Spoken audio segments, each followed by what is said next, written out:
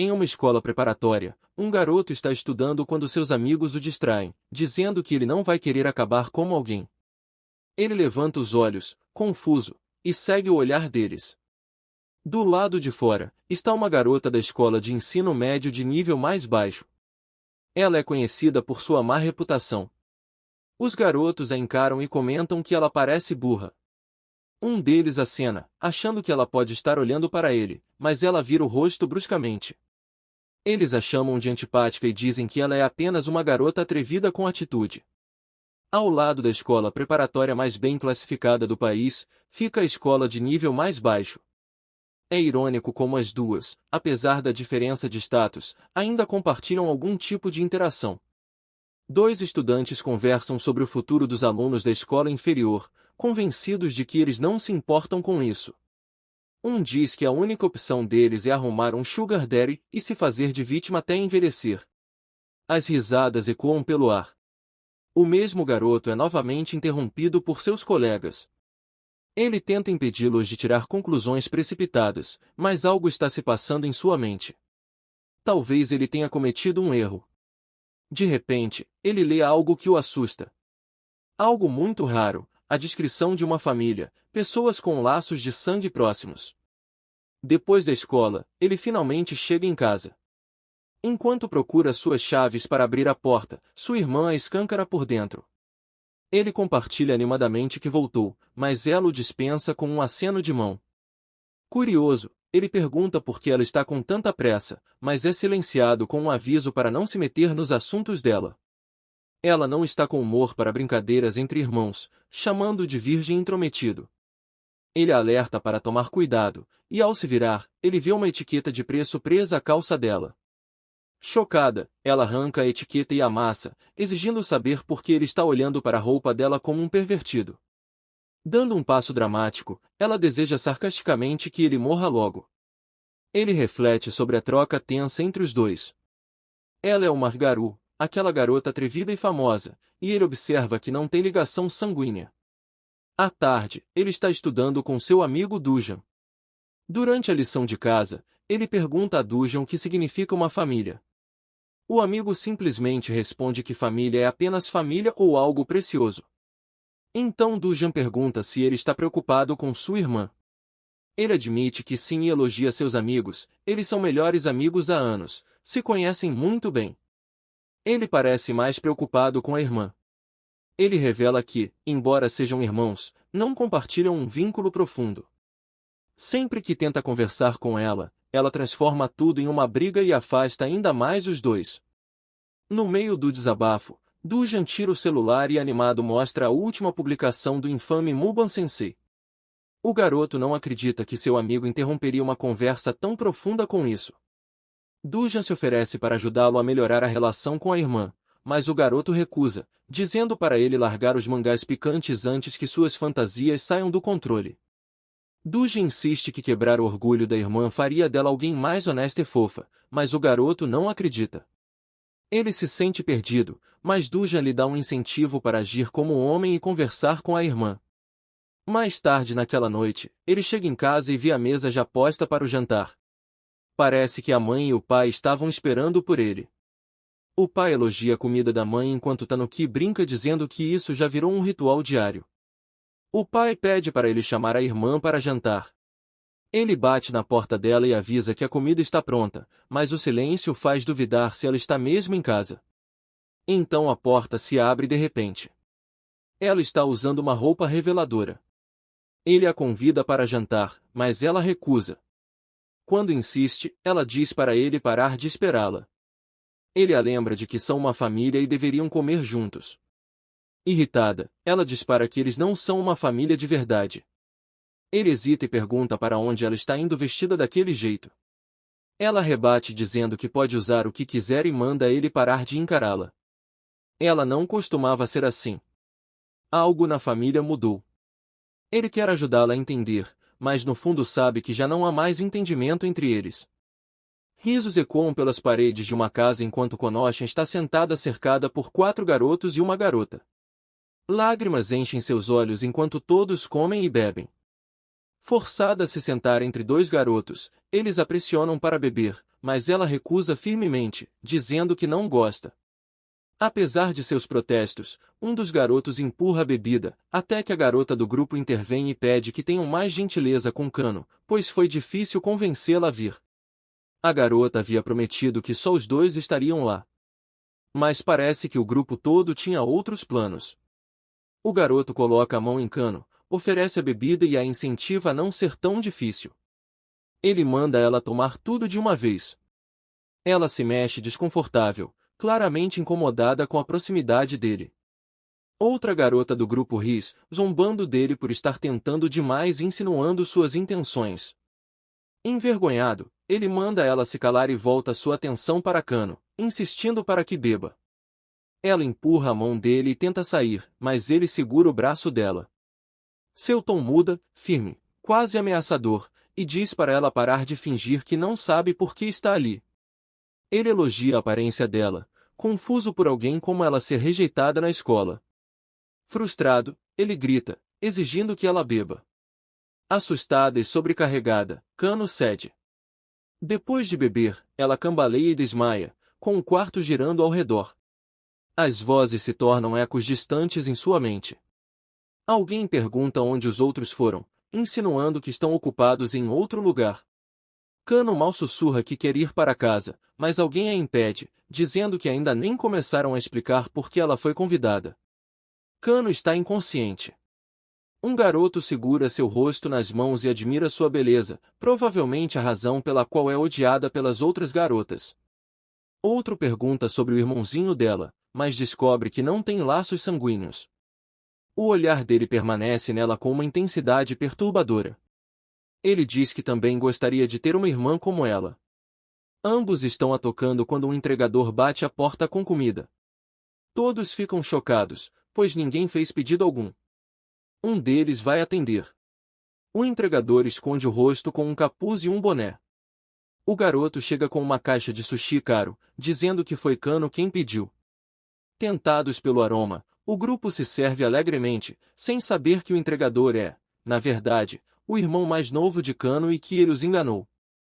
Enquanto comem e conversam sobre Kano, dizendo que ela é gentil, apesar de ter sido enganada por uma amiga, o garoto entra discretamente no quarto dos fundos, onde ela está inconsciente, respirando com dificuldade. Momentos depois, ele reaparece com Kano nos braços e vai em direção à porta. Os outros exigem que ele pare. Coreia segura seu ombro, mas congela ao ver o rosto do garoto, é o irmão de Kano. Sem hesitar, o garoto diz com calma que ele é. Retomando o que realmente importa. Então ele se dirige a Coreia pelo nome completo, Coreia Yui, estudante da Universidade de Tecnologia da cidade. Coreia ri com desdém, acusando de estar fazendo ameaças.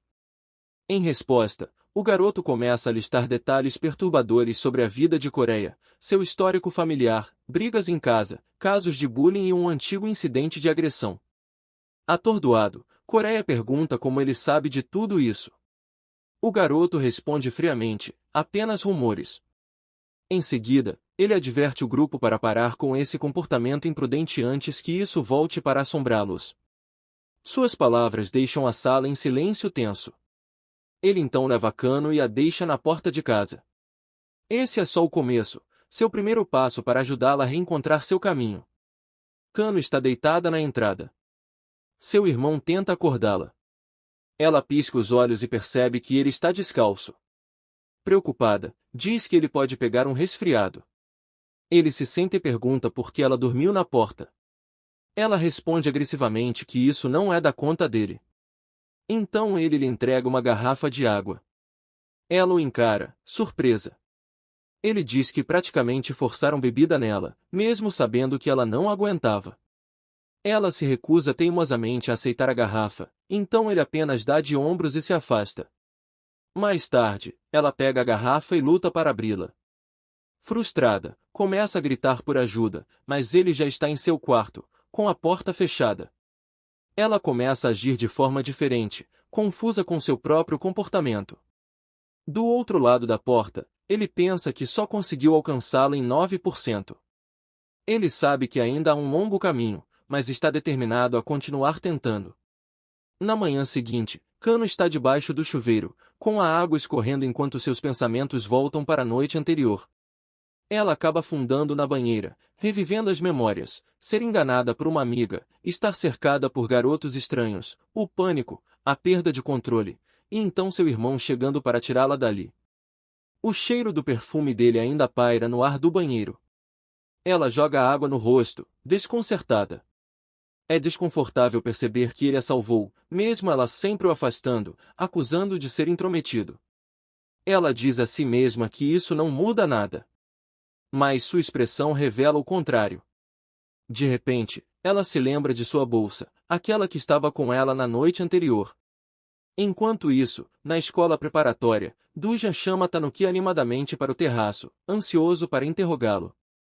Mas Tanuki, claramente irritado, leva seu tempo, não está com paciência para ser apressado. Mais tarde, eles almoçam juntos. Dujan traz à tona o incidente do sushi e como Tanuki resgatou sua irmã de um grupo de delinquentes. Ele se surpreende com a velocidade com que os rumores se espalharam. Convencido de que Tanuki tem um plano para consertar tudo, pergunta se Kano voltou por vontade própria ou se ele a forçou a escutar. Irritado, Tanuki o interrompe, dizendo que odeia as fantasias distorcidas que inventam sobre sua irmã. Dujan percebe que passou do limite e se desculpa. Tanuki, mesmo frustrado, agradece, afinal, seu amigo o encorajou a agir.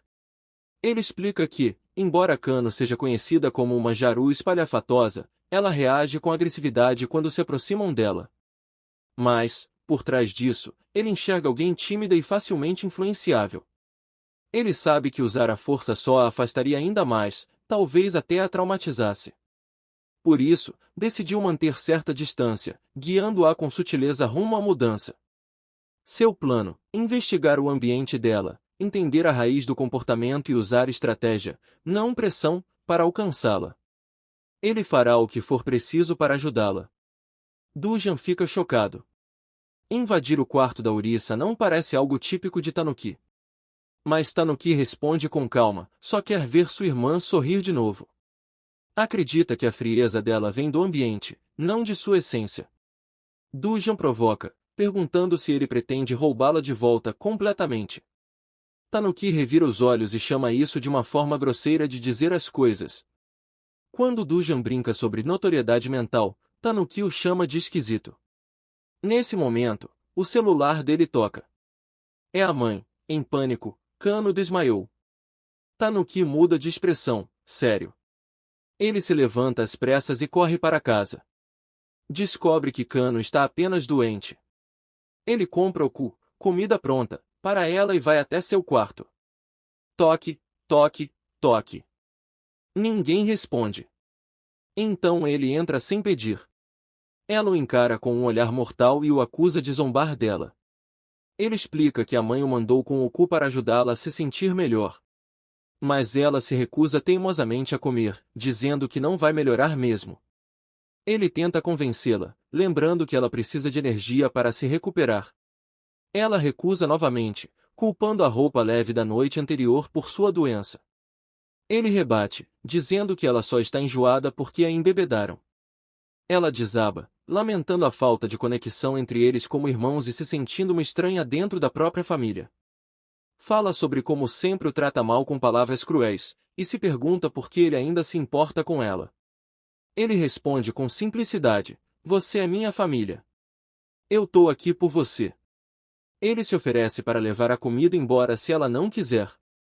Mas, de repente, ela o surpreende, agarra a camisa dele e diz que está pronta para comer. Ele fica chocado, mas aceita, e ela se desculpa. Ele se pergunta se ela consegue comer sozinha ou se ele vai ter que servir. Ela o chama de chato, mas diz que dá conta sozinha.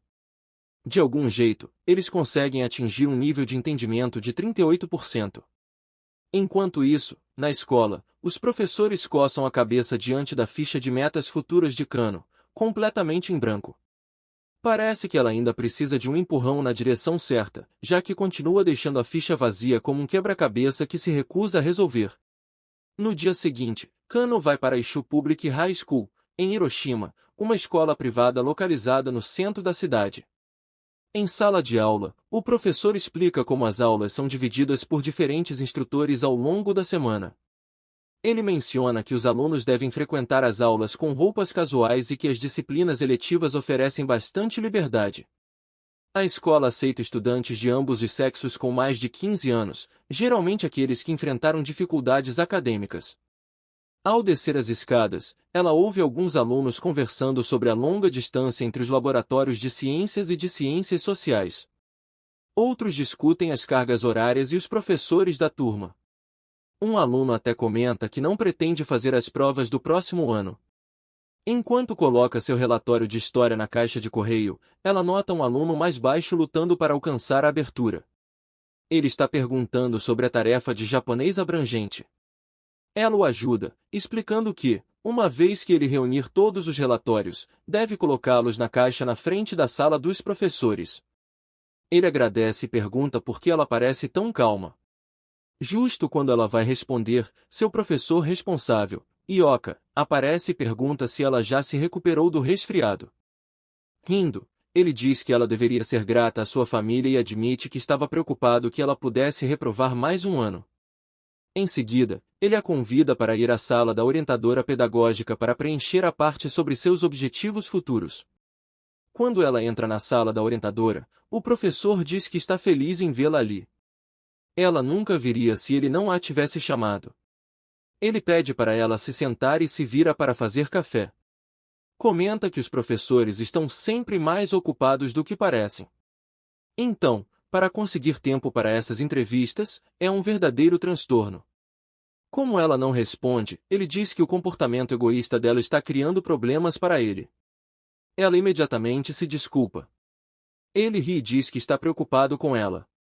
De fato, vê-la com aquele rosto derrotado agrada. Acha engraçado como um comentário certeiro em seu ponto fraco aparece diretamente em sua expressão, algo que ele mais gosta nela. Diz que, se ela quer cursar o ensino superior, deveria considerar sua idade. Caso contrário, sua família será incomodada por causa dela. Ela cerra os punhos e começa a pedir desculpas com lágrimas nos olhos. Faz uma expressão excitante. Ele a proíbe de se desculpar. Simplesmente revela que está preocupado com o futuro dela e sua formatura. Ele sabe muito bem que ela tem baixa autoestima e não consegue falar sobre a própria situação. Sofre com um contexto familiar especial. Ele diz que não quer que ela se torne uma mulher como a mãe dela, que abandonou a própria filha. Aconselha que ela não seja um fardo para os parentes que a criaram. Afirma que ele é o único que consegue entender seus sentimentos. Ela é a ovelha negra da família, o que facilita para os outros a manipularem. Ele tenta se colocar como herói, mas ela não aceita. O afasta, e ele interpreta isso como um gesto rude. Quando ela se dirige para a porta, dizendo que tem outra aula, ele pergunta sobre seus planos para o futuro. Ela responde, de forma fria, que vai consultar a família antes de tomar qualquer decisão. É a primeira vez que ela responde com tanta firmeza. Ele garante que estará sempre lá para apoiá-la e ajudá-la a se recuperar. Ela se lembra de suas palavras duras, e seus olhos se enchem de lágrimas. Sai da escola. Inesperadamente, encontra o irmão mais novo com seu amigo na rua. Tanuki pergunta se ela está indo para casa, mas ela permanece em silêncio. Ele a observa de perto, como se tentasse adivinhar o que ela está pensando. Dujan, visivelmente animado, fica feliz em vê-la novamente depois de tanto tempo. Notando os olhos vermelhos dela, Tanuki pergunta com gentileza se ela esteve chorando. Ela rapidamente vira o rosto e diz para ele não olhá-la. Quando pergunta como ele sabia, ele responde simplesmente: "Tá na cara." Sem responder, ela começa a andar rapidamente na direção oposta. Tanuki observa que ela está indo na direção contrária de casa e começa a segui-la. Ela diz para ele não ir atrás. De repente, Duji escorrega e cai no chão. Kano se vira e pergunta se ele está bem. Tanuki também verifica, mas Dujan, sem se importar, se levanta rapidamente e se apresenta com confiança como o melhor amigo de Tanuki. Kano o encara, incrédula. Dujan sorri e elogia sua gentileza, dizendo que aquele é um bom momento para a reunião deles. Ele então a convida para irem todos juntos para casa. No caminho, param numa loja de conveniência e compram sorvetes. Duja está animado demais, o que leva Tanuki a chamá-lo de alegrinho. Ele aponta que o sorvete da Kano está derretendo, e ela logo repreende, irritada. Enquanto o sorvete escorre, Dujan come feliz o dele. Ela observa, claramente incomodada, tentando aproveitar o seu. Quando o sorvete pinga na blusa de Kano, Tanuki pergunta sobre o acidente. Ela responde casualmente que foi apenas um escorregão. Tanuki, sempre prestativo, sugere usar seu lenço. Teimosa, Kano recusa a oferta. Então Tanuki aponta, com razão, que andar com a roupa grudenta será desconfortável. Sem opções para se limpar, ele comenta, em tom de brincadeira, sobre o incômodo. Ela diz para ele se calar, mas ele insiste que seria estranho andar por aí daquele jeito e que roupas sujas podem causar má impressão. Ele a encoraja a ser sincera com seus sentimentos e aceitar o lenço. Após uma breve hesitação, ela finalmente pede. Quando ele entrega o lenço, ele sorri de canto e ela percebe. Irritada, pergunta se ele está zombando dela. De repente, Dujan começa a murmurar que tudo isso faz parte do plano de Tanuki para se aproximar dela e revelar seus verdadeiros sentimentos. Tanuki rapidamente tapa a boca de Dujan e diz para ele calar a boca. Inesperadamente, Kano entrega sua bolsa para eles e diz para levarem para casa, pois ela virá depois. Kano então vai até a casa de Coreia para recuperar a bolsa que deixou para trás. Ele parece animado, já faz tempo desde a última vez que a viu. Ela explica que só veio pegar suas coisas e recusa entrar, pedindo que ele traga a bolsa. Coreia sorri de lado e a chama de egoísta. Mesmo assim, hesita. A aparência abatida dela o impede de forçá-la demais. Ele tenta persuadi-la, dizendo que sentiu sua falta, mas ela permanece firme. Por fim, ele traz a bolsa. Ela agradece, mas, ao se virar para sair, ele a segura pelo ombro. Não posso deixar você ir assim, diz ele, empurrando-a para dentro à força. Ele afirma que está preocupado com ela e a senta no sofá. Depois, pega o celular e liga para os amigos, convidando-os para passar a noite, mencionando que ela está lá. Enquanto ele fala, Kano começa a lembrar do que aconteceu da última vez, e sua inquietação aumenta. De repente, uma mensagem aparece na tela do celular dela. É de Tanuki, perguntando quando ela vai voltar para casa e dizendo que tem hambúrguer de jantar. Ela responde que vai se atrasar, ainda sem pronta para explicar, mas, no fundo, sente um calor no peito. Seu irmão está esperando. Ela tem um lar. Uma família. Coreia sorri e diz que todos vão chegar em breve. Vamos fazer algumas memórias antes que eles cheguem, diz ele, se inclinando em sua direção. Sem aviso, ela o estapeia. Surpreso, ele observa enquanto ela se levanta e caminha em direção à porta. Ele grita, alertando que, se sair agora, será excluída do grupo, mas ela apenas sorri de canto. Menciona um hambúrguer esperando em casa e o irmão mais novo que se importa com ela. E, com isso, ela sai, finalmente escolhendo a si mesma. À noite, Tanuki está ocupado cozinhando quando recebe mensagens da mãe. Ela fala sobre os cupons de viagem e a empolgação do pai. Então, a porta se abre e Kano entra. Ele a recebe calorosamente.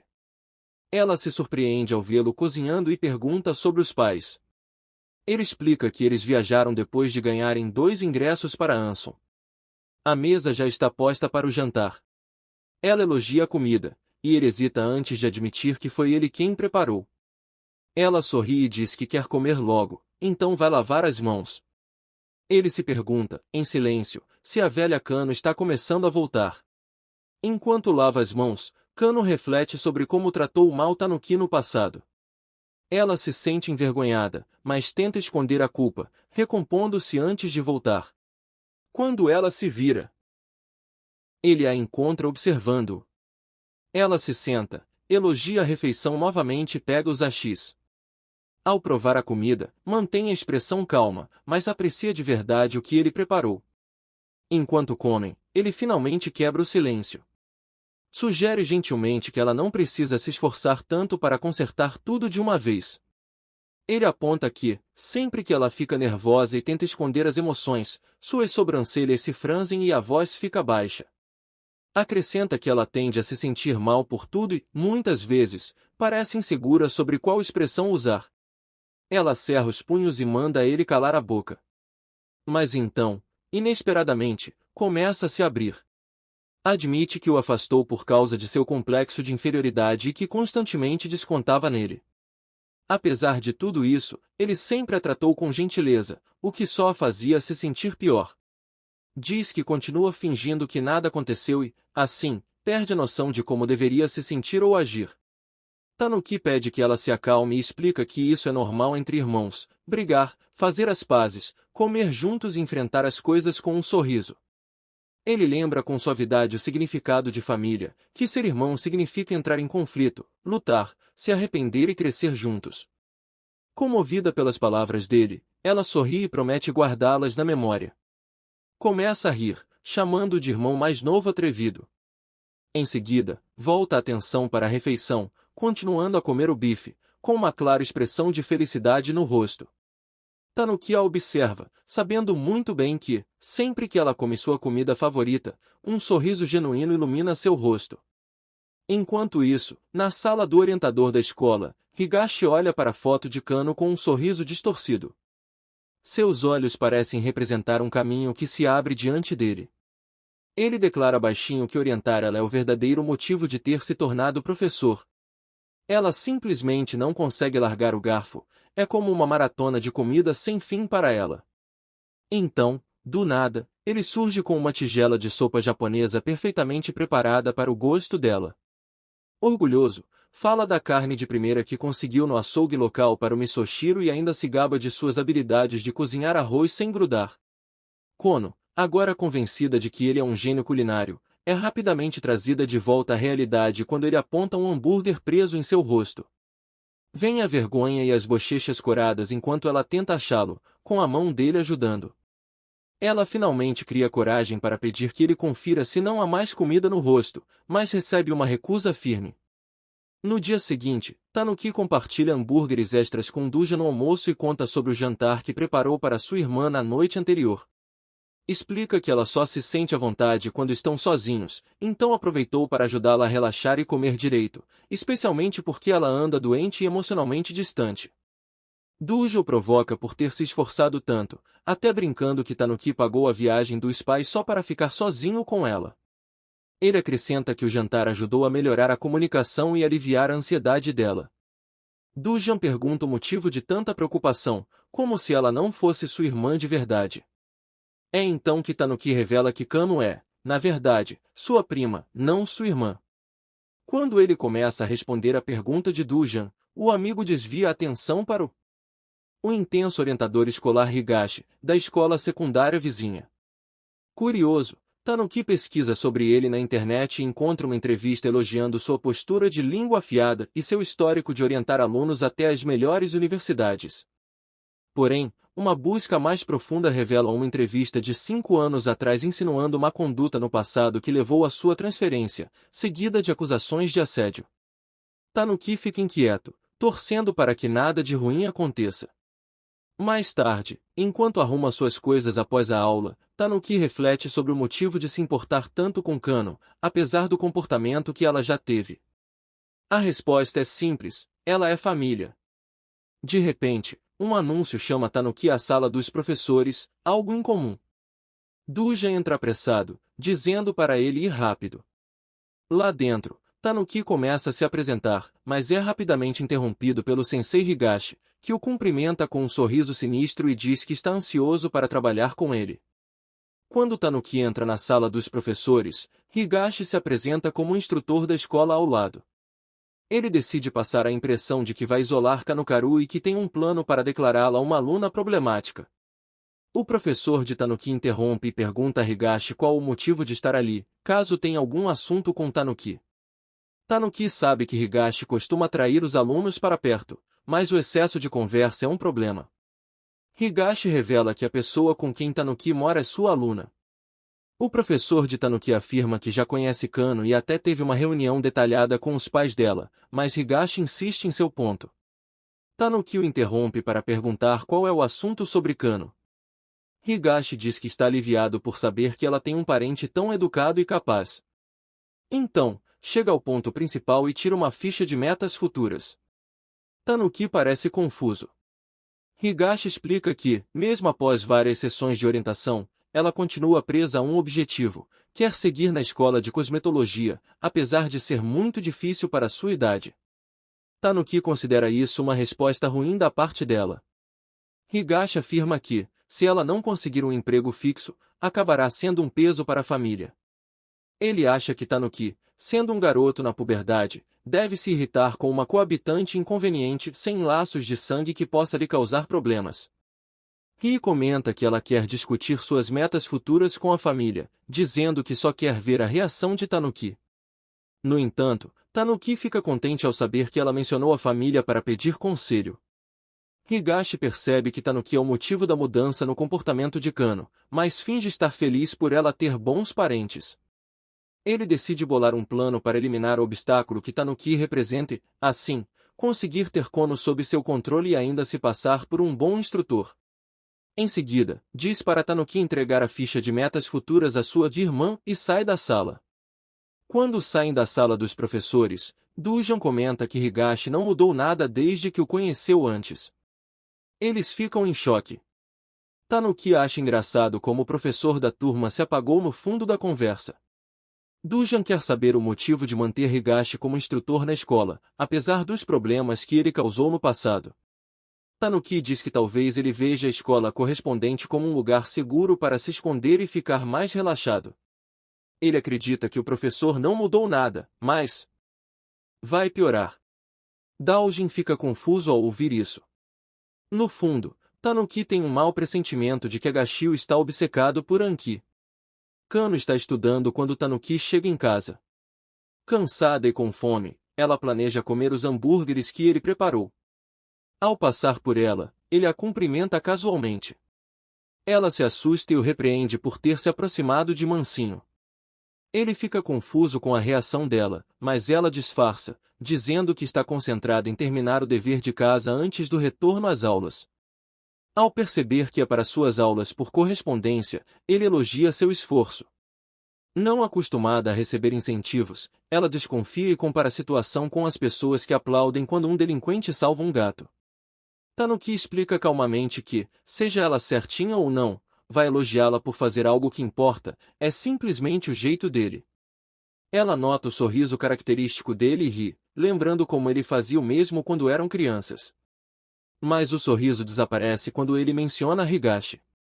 Chocada, ela imediatamente quer saber onde ele ouviu esse nome. O rosto de Kano demonstra medo claro quando Tanuki fala sobre Higashi. Ela pergunta se algo aconteceu, e ele mente, dizendo que só ouviu o nome por Tekanaka, junto com alguns boatos da escola. Percebendo a preocupação dele, ela o acusa de esconder algo e o chama de idiota. Em seguida, revela que Higashi tinha visitado a escola de Tanuki e suspeita que ele sabe mais do que aparenta. Tentando manter a calma, Kano se abre. Conta que Higashi a desencorajou de seguir seu antigo sonho de se tornar esteticista, dizendo que isso sobrecarregaria sua família. Ele chegou a jogar fora sua ficha de metas futuras. Desde então, ela não confia no sistema de orientação profissional e não tem com quem conversar. Com lágrimas nos olhos, admite que se sente perdida e em pânico aos 21 anos, acreditando que precisa abandonar seu sonho e apenas se tornar independente financeiramente. Tanuki fica chocado com o quanto a manipulação de Higashi a afetou. Enquanto ela chora dizendo que só causa problemas, ele segura gentilmente seus pulsos e diz que não há nada de errado com seu sonho. Ele a incentiva a confiar na família e não desistir. Um lampejo de esperança volta aos olhos dela. Quando ele oferece os hambúrgueres, ela de repente o empurra e pede para não tocá-la. Ele se desculpa, e ela pergunta se ele a ouviu mais cedo, quando estava sozinha em casa. Tanuki vai silenciosamente para a cozinha. Enquanto isso, Kano fica remoendo a influência de Higashi. No quarto dela, Tanuki nota o diário onde ela já escreveu sobre seu sonho. Isso deixa ainda mais determinado a protegê-la e ajudá-la a encontrar seu caminho, do jeito dele. Tanaka convida um amigo para ir ao karaokê, mas o amigo recusa, dizendo que tem reunião do comitê do dia esportivo. Tanaka, aluno do segundo ano e membro do comitê, detesta a ideia de participar. Nesse momento, Tanuki entra e se oferece para ir no lugar dele. Na sala de reuniões, Bandai, um veterano rigoroso do terceiro ano A, conduz a sessão. A secretária distribui cópias e Bandai quer saber se o representante do segundo A já chegou. Mizuzuki, a representante feminina do segundo A, responde que não. Bandai avisa, irritado, que atrasos futuros resultarão em desculpas coletivas. Tanuki chega a tempo, se apresenta e explica que está substituindo Tanaka, que supostamente está no cursinho. Ele se senta ao lado de Mizuzuki, que pergunta casualmente sobre Tanaka. Tanuki admite que, na verdade, Tanaka está no karaokê, algo que ele mesmo combinou para evitar ficar parado sem nada para fazer. Mizuzuki se surpreende, observando que Tanuki não parece do tipo que participa de comitês, mas ele tem um motivo oculto. As escolas preparatória e por correspondência usam o mesmo campo, e como membro do comitê ele pode circular livremente para vigiar Higashi e proteger Kano. Quando Mizuzuki pergunta inesperadamente sobre sua irmã, ele congela, e seus olhares se cruzam pela primeira vez. Tanuki mantém em segredo para toda a turma a existência da irmã, pois sabe que ela não gostaria que sua relação familiar fosse exposta. Ele apenas disfarça, dizendo que é natural surgirem boatos, mesmo sem fundamento. Ele não sabe ao certo de onde Mizuzuki ouviu falar sobre sua irmã, mas, para protegê-la, precisa mentir. Ele responde de forma direta. Ele diz que é filho único. Declara que ela inventou essa história na própria cabeça. Ela pergunta se há algo de errado com ele, mas ele nega. Ela sorri de canto e afirma que ele está mentindo para proteger a irmã. Revela que vem observando como ele evita se destacar. Ele fica chocado e não entende o motivo do plano dela. Cerra o punho, confuso sobre a razão de ela agir assim. Bandai proíbe conversas paralelas e inicia a segunda reunião do comitê executivo do dia esportivo. Ele declara que o evento tem ligação com o avanço educacional da escola e que muitas outras escolas participam. Explica sobre o ponto alto da competição, a corrida de caça ao tesouro.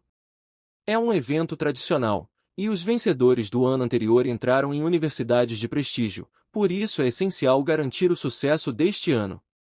Em seguida, anuncia a divisão de responsabilidades entre os membros, em duplas da mesma turma, conforme indicado nos documentos. Mochizuki absorve as palavras dele. Bandai distribui os documentos para confirmar as funções. Tanuki é designado como gerente, responsável por preparar os materiais necessários para o evento. É uma chance de ouro para ele trabalhar legitimamente e circular livremente sem chamar atenção. Ao entrar no comitê, ele também pode aproveitar para fazer coisas em prol da irmã, mas isso exigirá algum preparo. Mochizuki pergunta se ele vai para a sala de aula e se oferece para acompanhá-lo, mas ele não sabe se ela é amiga ou inimiga. Tanuki e Mochizuki caminham pelo corredor da escola como se fossem donos do lugar. Ele decide quebrar o gelo, agradecendo por ela ter deixado que ele participasse da reunião. Então, toma coragem e pede permissão para interrogá-la sobre suas táticas suspeitas de espionagem. Mochizuki apenas ri e pergunta se ele está se referindo à missão secreta envolvendo a irmã dele. Na verdade, ela já tinha tentado puxar conversa antes, mas ele estava ocupado demais evitando o contato visual. Sentindo-se como uma espécie de valentona, ela resolveu usar a irmã dele como desculpa para iniciar um diálogo. Tanuki quer saber de onde ela tirou essa informação classificada, mas Mochizuki desconversa e garante que é um cofre de segredos. Ele continua desconfiado, o que só provoca mais risos dela, como se já esperasse essa reação. Então, ela sugere um acordo que combina com a cautela dele, propõe que ele seja seu namorado em troca de manter o segredo. Ele fica chocado com as palavras dela. Enquanto isso, em sua casa, alguém toca a campainha. Talvez os irmãos estejam prestes a receber uma visita. O som ecoa alto pela casa. Achando que é Tanuki, Kano abre a porta, mas encontra Dujan parado ali. Vestida de forma casual, ela está inesperadamente fofa, deixando Dujan momentaneamente atordoado, como se seu desejo tivesse se realizado.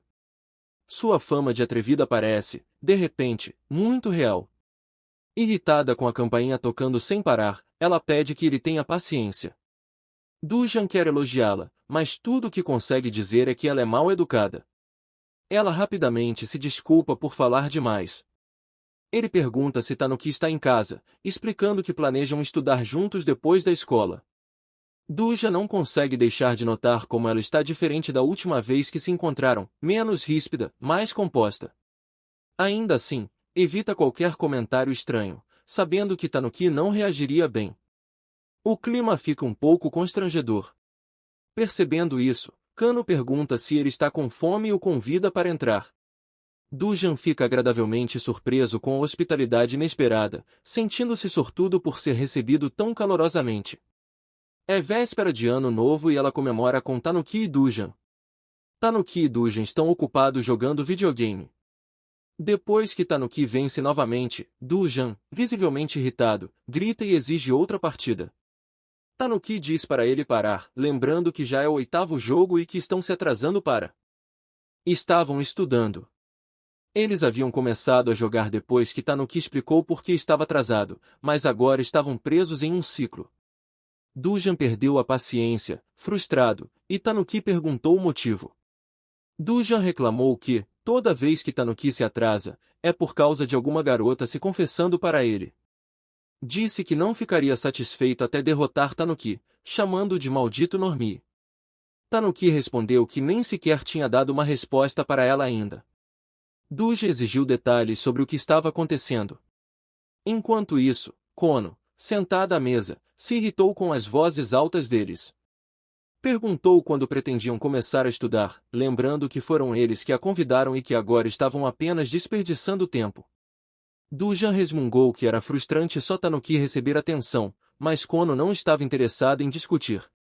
Ela disse com firmeza que estava esperando e que eles precisavam aprender a cumprir suas promessas. Seu olhar severo silenciou, e eles finalmente decidiram parar de jogar. 1 hora antes, Tanuki havia chegado em casa atrasado. Quando perguntaram o motivo, ele explicou que, desde que entrou no comitê, uma garota tinha se confessado para ele. Depois disso, convidaram Kono para estudar com eles e garantir que ficassem focados. Duji então disse a Tanuki que deveria manter isso em segredo da irmã, admitindo que achava que Tanuki gostava dela. Tanuki esclareceu que só queria ser honesto com ela. Dujan zombou, achando que isso poderia ser um tipo de amor ainda mais complicado. Dujan, Tanuki e Kono estavam sentados em volta da mesma mesa, concentrando-se nos estudos. Enquanto isso, ela estava lidando com a confissão de uma garota que a deixou desconcertada. Estaria sentindo algo por ele sem nem perceber? Memórias de um Tanuki enlameado com uma bola dourada, do 5º ano, surgiram em sua mente, mas, em vez de nostalgia, sentiu apenas irritação por causa daquela bendita confissão. De alguma forma, isso conseguiu mexer com ela. Mas, depois de uma rápida conversa interna de encorajamento, colocou uma expressão neutra. Quando o clima começou a ficar tenso, Tanuki comentou que havia entrado para o comitê executivo do dia esportivo. Ela manteve a postura, prestando atenção ao que ele dizia. Então, do nada, ele a convidou para assistir ao evento na próxima semana. Seguiu-se um duelo de olhares enquanto tentavam disfarçar, apesar de um leve nervosismo. Kono já tinha planos de ir ao dia esportivo dele, mas Dujan rapidamente cortou a ideia. Avisou que o relacionamento deles não poderia mais ficar em segredo, pois as fofocas já estavam se espalhando pela escola. Para a surpresa dela, Tanuki concordou com a avaliação direta de Dujan, citando boatos sobre sua aparência, estilo, conversas, comportamento e até sobre seus laços familiares. Dujan reconheceu que os rumores eram apenas um telefone sem fio distorcido, com pessoas espalhando informações para causar danos. Apesar de seus esforços para proteger a irmã, percebeu que escondê-la poderia ter o efeito contrário e colocá-la em maior risco. Ele sabia que ela já havia sido ameaçada usando o nome dele. Também sabia que o motivo da situação atual dela era justamente sua tentativa de protegê-la.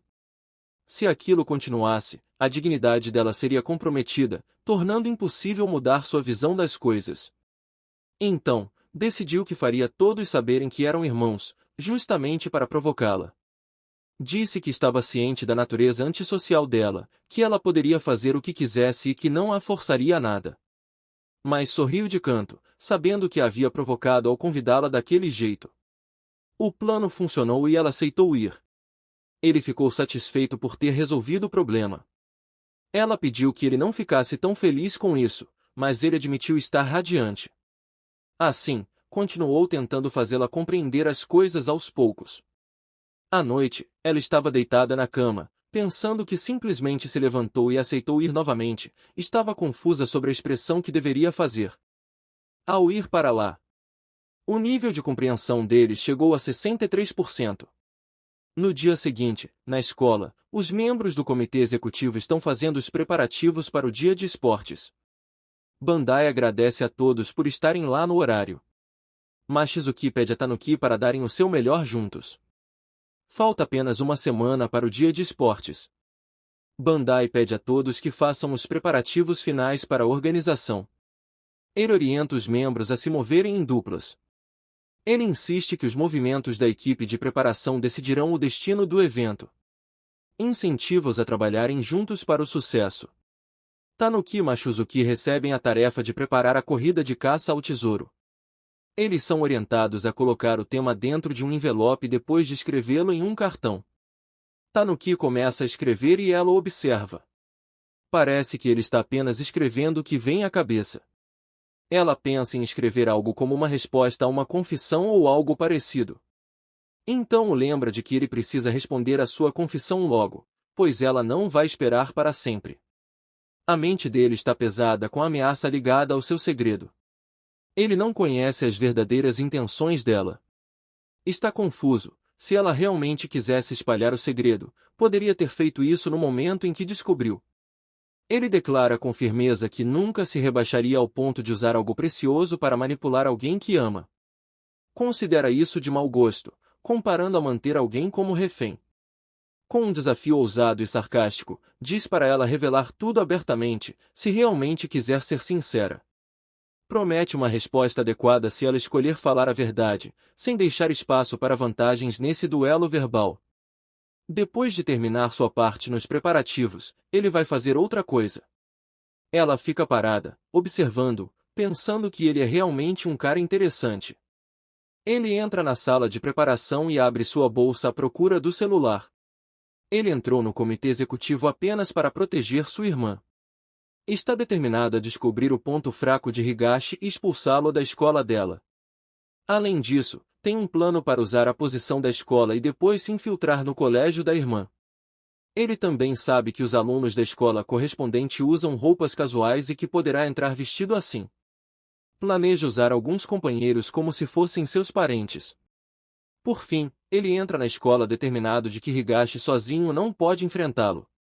Precisa encontrar seu ponto fraco e uma maneira de agir sem que outras pessoas percebam.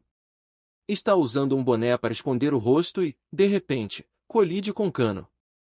Durante a colisão, ele prende seu gravador à bolsa dela. Ela o chama, mas ele não olha para trás. Supõe que ele deva ser do tipo quieto. Enquanto desaparece na multidão de alunos, ela fica parada, tomada por uma estranha sensação de familiaridade. Por um instante, pensa que ele possa ser Tanuki, mas logo descarta a ideia, afinal, ele é da escola ao lado. Coloca isso na conta da imaginação. Kano fica parada em silêncio do lado de fora da sala de orientação, o medo evidente em seus olhos trêmulos. As lágrimas ameaçam cair enquanto ela se prepara. Logo na esquina, Tanuki observa, sem conseguir ler claramente sua expressão. Mas, mesmo à distância, sua aflição é inconfundível. Ele quer correr para protegê-la, mas tudo o que pode fazer é permanecer escondido e observar. A porta se abre.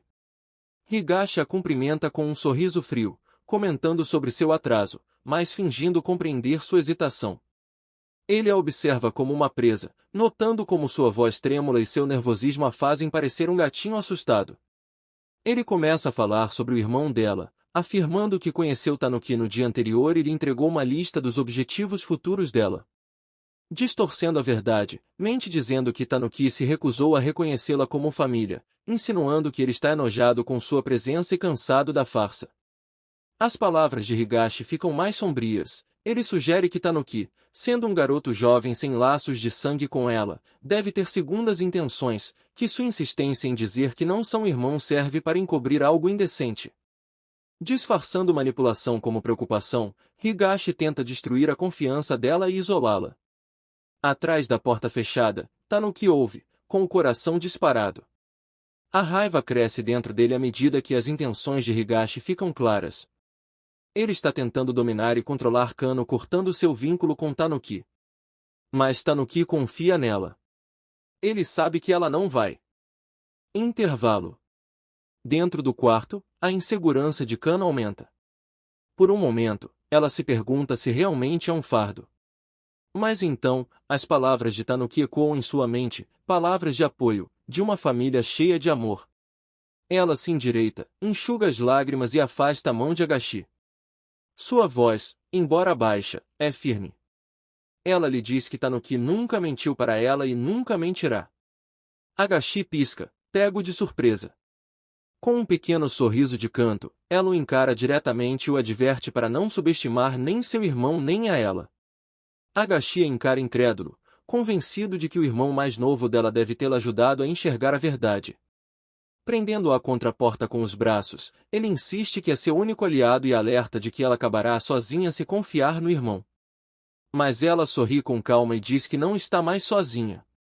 Ela tem uma família agora. Os olhos dele se arregalam de choque, e ele cai de joelhos, incapaz de acreditar que esta é a mesma garota que conheceu há 2 anos. Naquela época, ela tinha 18 anos, fora expulsa de casa durante a crise da Covid, acolhida por parentes e completamente perdida. Quando perguntaram sobre seu futuro, ela não tinha resposta clara, até admitir que queria ser cosmetóloga como a mãe, acreditando que ajudar no salão poderia conquistar o afeto materno e trazê-la de volta para casa. Comovido por sua vulnerabilidade e determinação silenciosa, Hideo prometeu guiá-la, mas não de forma altruísta. Assombrado por seu passado como instrutor impulsivo, quando uma aluna que ele tentou salvar de abusos o acusou falsamente e destruiu sua carreira, ele se fechou emocionalmente. Isolado e amargurado, encontrou refúgio em um trabalho numa escola por correspondência por meio de um conhecido, determinado a nunca mais se aproximar de um aluno. Mas a fragilidade de Kano reacendeu sua obsessão. Em vez de simplesmente apoiá-la, decidiu isolá-la, garantindo que ela dependesse apenas dele. Agora, enquanto ela permanece firme e se afasta com uma nova força, ele percebe que perdeu completamente o controle sobre ela. Então se lembra de quando Kano entrou em sua vida e ele decidiu ajudá-la até onde ela quisesse ir, cumprindo apenas seu papel como funcionário da escola. Ela tinha um objetivo maravilhoso, e não havia motivo para perder tempo. Eles decidiram dar o melhor para que ela alcançasse essa meta. Ela tinha lágrimas nos olhos, e ele foi tocado imediatamente por isso. Então decidiu proteger a solitária e nobre Kanuki Kumaru, conduzi-la a uma vida normal e feliz e ensiná-la como o mundo funciona. Seu plano, porém, era lavá-la cerebralmente e isolá-la da família e dos pais para que ele fosse o único em quem ela pudesse confiar. Para ele, essa era a única maneira de viver feliz ao lado dela. Quando ela perguntou sobre os próprios objetivos dele, ele os enterrou em benefício dela. Esqueceu sua irmã, sua família, e concentrou-se apenas no objetivo dela. No presente, ele tenta assustá-la dizendo que a continuação dos estudos custará dinheiro e causará problemas para sua família, e que há chances de ela acabar sozinha novamente. Mas ela mantém um brilho de esperança nos olhos. Ela diz que conversará com a família sobre tudo. Afirma que há muitos problemas para discutir com eles, mas que, por enquanto, seu irmão mais novo está lá para ajudá-la. Ela se recusa a satisfazer os desejos de Higashi da maneira que ele quer. Apenas agradece pelos esforços dele e sai do quarto. Enquanto isso, ele se sente idiota por perceber que ela não precisa mais dele. Observando-a se afastar, arranha o chão com as unhas e implora para que ela não o deixe sozinho. Tanuki, por sua vez, já entendeu que a fraqueza de Agashio é a solidão, e que a melhor forma de dar-lhe uma lição é explorar exatamente isso. É fazer Kano entender. Então, ele dá um passo à frente e pensa em pegar o gravador quando chegar em casa. De repente, Makuzuki aparece e pergunta se ele está se divertindo. Ela quer saber o motivo de ele estar ali e lembra que eles deveriam estar em duplas. Tanuki fica diante de Makuzuki, sem saber ao certo quais são suas intenções. Ele sente que precisa avisá-la antes que ela seja traída para a perigosa órbita da escola por correspondência, mas o comportamento dela o intriga. Quando ele pergunta casualmente sobre os preparativos para o evento, ela responde que já terminou tudo e, de repente, muda o assunto para a irmã dele. Tanuki fica em alerta. Se as intenções dela fossem românticas, a postura não seria tão confrontadora. Desconfiado, começa a se perguntar se ela tem outro objetivo. De repente, ele ouve estudantes se aproximando. Em pânico, percebe que o uniforme de Makuzuki a denunciaria como uma intrusa. E, se alguém, especialmente Gashioa, os visse, tudo poderia ir por água abaixo. Agindo rápido, ele segura a mão dela e a leva até um banheiro próximo para evitar serem vistos. Enquanto se escondem, eles ouvem estudantes fofocando sobre um escândalo do passado envolvendo um casal que foi flagrado exatamente naquele local, o que deixa o clima ainda mais tenso. Depois que as vozes se afastam, Makuzuki brinca dizendo que parece um encontro secreto. Tanuki, desconcertado, tenta manter a seriedade, mas ela continua provocando, sugerindo que ele alivie a tensão ou até mesmo que tornem o boato realidade. Chocado, ele percebe que a tática dela mudou de ameaças para sedução. Ele a interrompe de forma firme, dizendo para não se tratar com tamanha leviandade. Se ele fosse o tipo errado de cara, poderia muito bem ter se aproveitado dela. As palavras o ferem, e ela pergunta baixinho se ele realmente acha que ela é tão manipuladora assim. Tanuki, pego de surpresa, começa a questionar o que ela sente de verdade.